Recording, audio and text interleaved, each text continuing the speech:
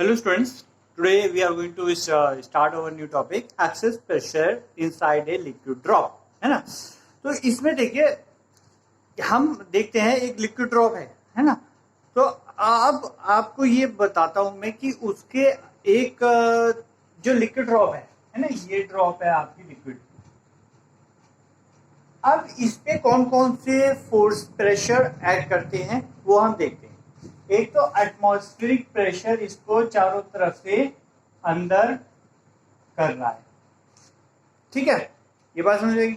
और एक surface tension भी होता है जो आपका इसको, जैसे लिक्विड ड्रॉप है, इसको मीन सरफेस टेंशन की वजह से तो आपको बताया था सरफेस टेंशन वाले वीडियो में कि वो उसको स्फेरिकल शेप में करने की कोशिश करता है, ठीक है।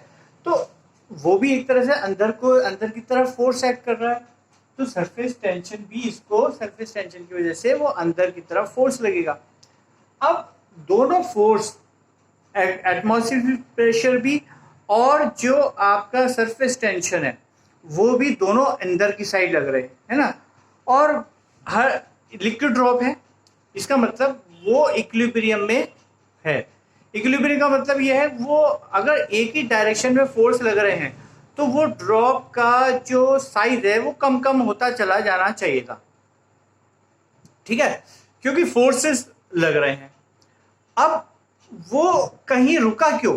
रुका इसलिए क्योंकि जो बाहर के फोर्स लग रहे हैं, जो इस साइड में डायरेक्शन में लग रहे हैं, जो नॉर्मल फोर्स लग रहे हैं आपके इस सरफेस पे, ये नॉर्मल है, यहाँ पे ये नॉर्मल फोर्स है। जो नॉर्मल फोर्स लग रहे हैं ये कहीं ना कहीं बैलेंस, जो ये फोर्सेस लग रहे हैं ये कहीं ना कहीं बैलेंस्ड हुए होंगे, तभी तो वो चीज उसमें रुक जाती है फिर, है ना, फर्दर एक्शन में नहीं आती, फर्दर कंस्ट्रिक्ट नहीं होगी। क्यों? क्योंकि अंदर से भी एक फोर्स, अंदर से भी एक प्रेशर लग रहा होगा। तो अंदर से जो प्रेशर लग रहा है उसको कहते हैं हम PI, इनसाइड प्रेशर, है ना।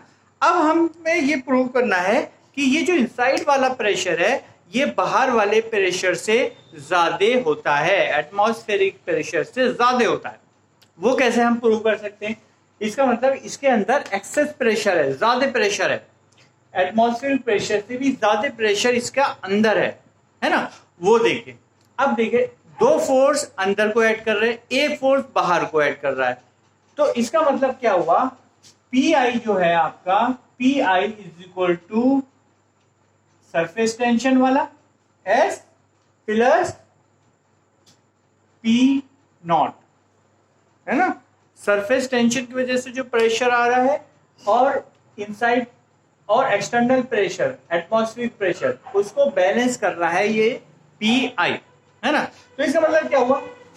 इसको इधर ले जाइए, PI minus P naught is equal to S, और सरफेस टेंशन आपकी एक पॉजिटिव क्वांटिटी होती है। इसका मतलब क्या हुआ कि आपका जो है PI माइनस P नॉट ये पॉजिटिव क्वांटिटी हो गई।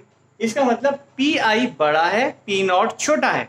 इसका मतलब अंदर की साइड में जो ड्रॉप है उसके अंदर की साइड में एक्सेस प्रेशर है, ज्यादा प्रेशर है, ठीक है। ये कंसेप्ट समझ में आएगा? ये समझ में नहीं आता बच्चों के, आपको मैंने डीपली समझा दिया बेटा, है ना। अब हम इसका ड्राइवेशन करेंगे कि कितना एक्सेस प्रेशर होता है, ये हम ड्राइवेशन करना है। इसके लिए आप सपोज कीजिए एक बबल लीजिए, एक लिक्विड ड्रॉप लीजिए, उसका सपोज कीजिए साइज आपने बढ़ा दिया, है ना। साइज आपने बढ़ा दिया, इसका मतलब एक्सटर्नल वर्क आपने किया, है ना। उसके बेसिस पर हम इसको जो है इसकी एक्सेस प्रेशर की कैलकुलेशन कर निकालेंगे।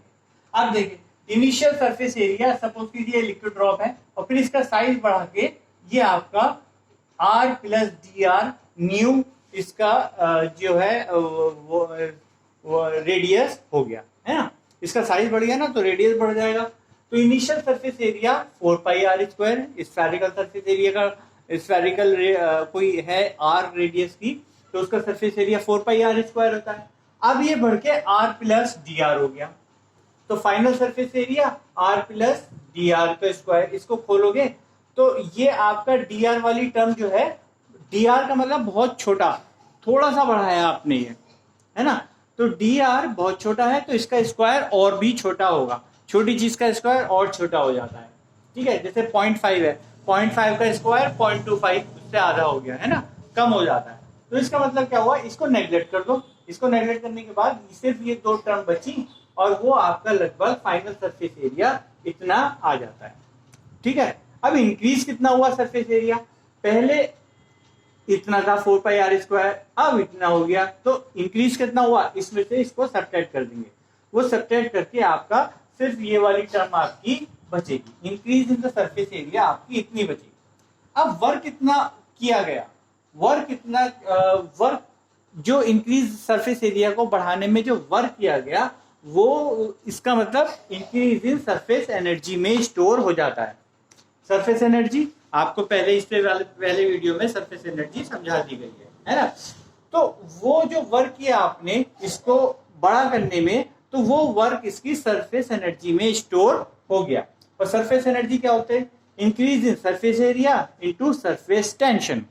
ठीक है, तो increase in surface area 8πr/dr into surface tension s, ये आपका इंक्रीज इन सरफेस एनर्जी हो गई। अब जो वर्क डन होता है वो क्या होता है, फोर्स इनटू डिस्प्लेसमेंट। फोर्स कितना होता है, प्रेशर इनटू एरिया। तो इसका मतलब प्रेशर Pa इनटू डिस्प्लेसमेंट कितना हुआ, dr का हुआ है ना। डिस्टेंस कितना हुआ, dr डिस्टेंस ट्रेवल करी ना, तो इसलिए वर्क डन आपका excess pressure into area into change in radius. Excess pressure suppose कीजिए P मान लेते हैं हम, है ना, वो तो आपको समझा दिया कि एक्सेस प्रेशर आएगा, उसकी वैल्यू P मान लेते हैं। P आपका एक्सेस प्रेशर आ गया, A आपका 4πr² हो गया, और चेंज इन रेडियस कितना हुआ, dr हो गया, स्मॉल चेंज इन रेडियस।